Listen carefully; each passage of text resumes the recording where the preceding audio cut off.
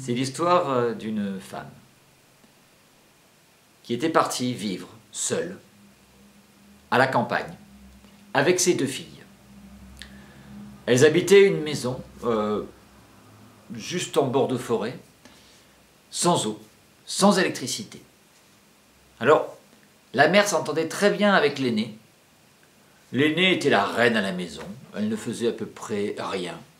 Par contre, la cadette, qui s'appelait Lucie, était vouée à toutes les tâches les plus ingrates. Elle lavait, elle lessivait, elle cuisinait. Comme il n'y avait pas d'électricité, lorsqu'il fallait chauffer, c'est elle qui allait chercher le bois. Et chaque jour, comme il n'y avait pas d'eau, il fallait aller dans la forêt récupérer de l'eau à la source. Il y avait quelques centaines de mètres, peut-être 1 kilomètre à faire, avec un bidon de 20 litres. Au retour, c'était très difficile et la pauvre Lucie en avait le dos courbé. C'était en période de confinement. Ma foi, à la campagne, ça ne changeait pas grand-chose. Et Lucie était partie avec son masque, avec son autorisation de déplacement dérogatoire, et elle était avec son bidon, et elle rencontra une vieille qui était toute courbée, toute chenue, toute maigre, et la vieille s'adressa à Lucie et lui dit « Oh, ma petite, vous n'auriez pas un peu à boire, s'il vous plaît ?» Lucie lui dit « Mais bien sûr, attendez-moi ici. » Elle partit jusqu'à la source avec son bidon, ramena le bidon, se rendit compte qu'elle n'avait rien pour lui servir à boire, alla chez elle et discrètement prit un verre qu'elle lava. Elle mit des gants pour respecter toutes les règles d'hygiène, et puis elle alla voir la vieille et remplit le verre et le lui tendit. La vieille but et remercia Lucie. Elle lui dit « Oh, ma petite, tu viens de me faire un beau cadeau. Tu m'as offert non seulement de l'eau, mais tu m'as offert toute ta bonté. Et ainsi, moi aussi, je vais te remercier. À chaque fois que tu parleras, sortiront de ta bouche des fleurs et des pierres précieuses. Mais attention, avant de parler, enlève bien ton masque. » Ainsi, Lucie enleva son masque, voulut la remercier, et là, sortir de sa bouche, ploup, 2 diamants et 2 roses. Elle rentra chez elle, et là, la mère l'attendait. « Alors, qu'est-ce que tu fais ? Voilà longtemps que tu es parti, ça fait presque plus d'1 heure. Oh, je suis sûr que tu t'es fait attraper par les forces de l'ordre. Si ça se trouve, tu n'avais même pas tes papiers. À cause de toi, nous aurons des problèmes. C'est incroyable. » Et alors, Lucie voulut se défendre et voulut se justifier. Et alors qu'elle était en train de parler, d'expliquer la situation, sortir de sa bouche des diamants, des émeraudes, des roses, des tulipes. C'était magnifique. La mère constata cela et lui dit « Mais qu'est-ce que c'est que cette histoire ?» Alors Lucie lui expliqua. Elle expliqua qu'elle avait rencontré une vieille, que la vieille lui avait demandé de l'eau, alors que du coup elle lui avait servi à boire, que pour la remercier, elle lui avait offert ce don magnifique.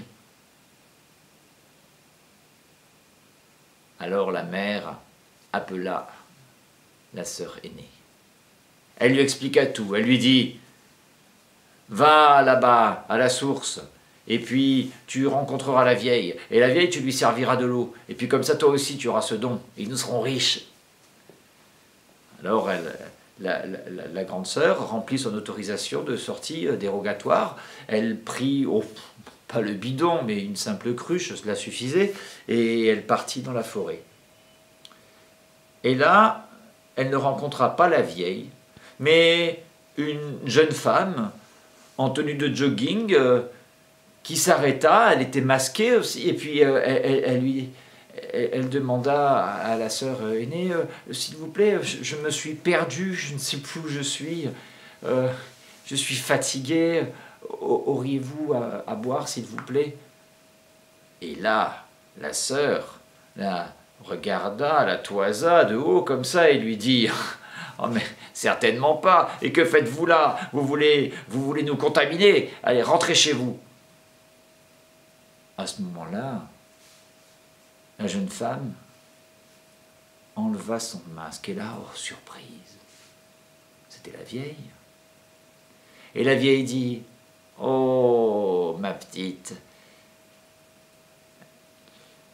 je crois que c'était ta sœur que j'ai croisée l'autre fois. Eh bien, je l'ai remerciée de sa bonté.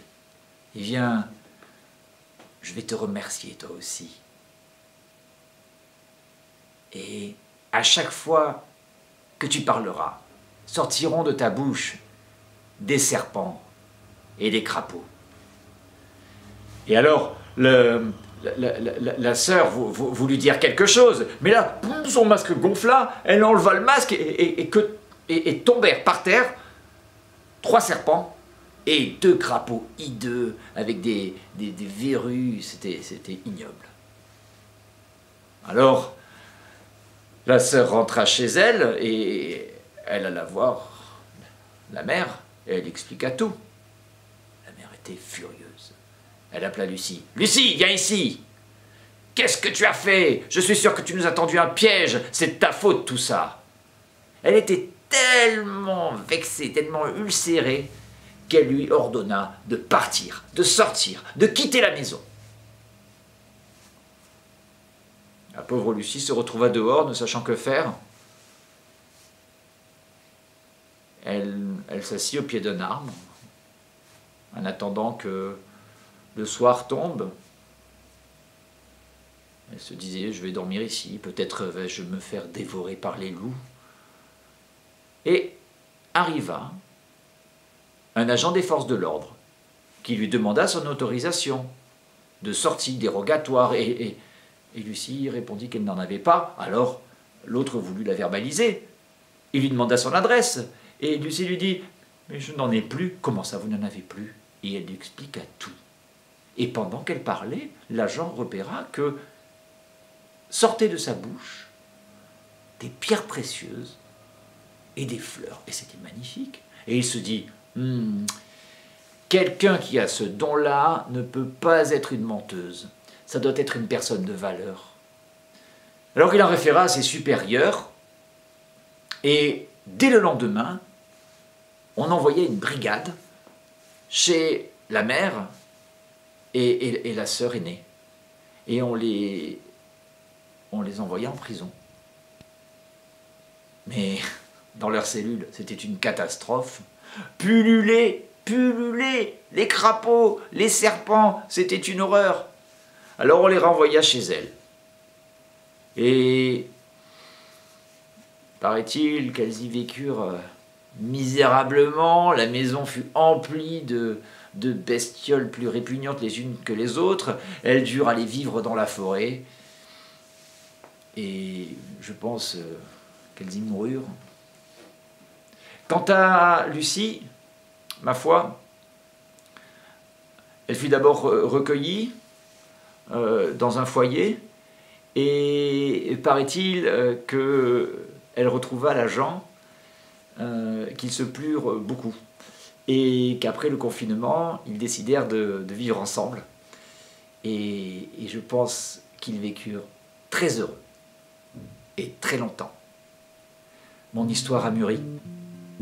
Ceux qui la partagent iront au paradis.